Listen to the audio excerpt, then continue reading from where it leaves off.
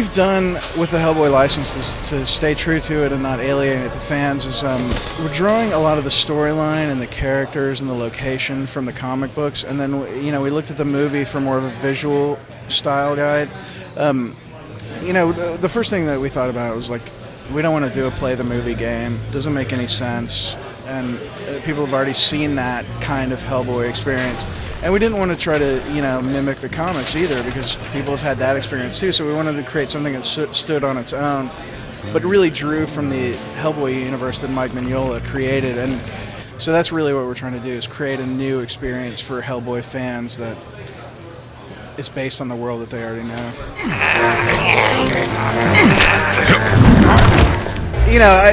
As you notice, we definitely were influenced by God of War.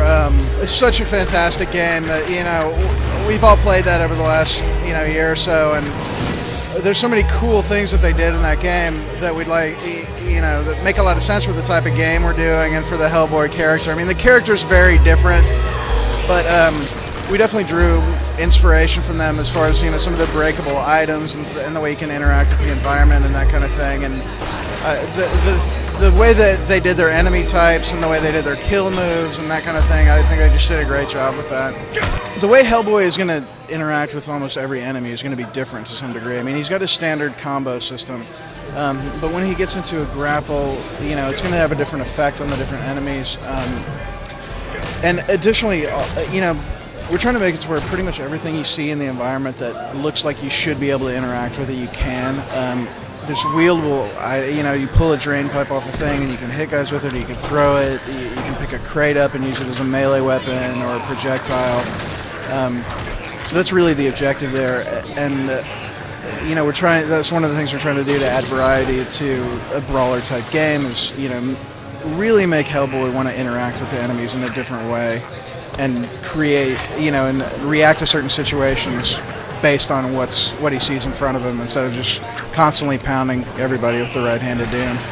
The way the right-handed doom works in the game is, we really want to use it as an indicator. As well as the basic thing is it's the way Hellboy just crashes through stuff and smashes guys. But we also want to use it as a health and power indicator. So as he gets energized, as he takes out enemies and props and stuff in the world, he'll keep building up his power, and then that unleashes his next level of combos. And as well, he can power up those punches with the right hand. So throughout the combo system, you can power up a punch. You can just run through the combos the normal way, or you can hold it down and get a more powerful punch every time. It's online multiplayer, and the way it's going to work is the single-player game. We wanted to keep it a Hellboy experience because that's, he's the cool guy. You want to play through the game as him. But the way it works when you're playing multiplayer is one of the people playing is going to be Hellboy, and then as each additional person joins, they can be the other characters. It's co-op, and as the other characters, you get to choose from Liz or Abe or a third character that only exists in the comic books, and we just haven't announced it yet. As far as downloadable content goes, we are planning to release some additional content after the game ships to help support it, and it's one of those things that I think is just a great opportunity.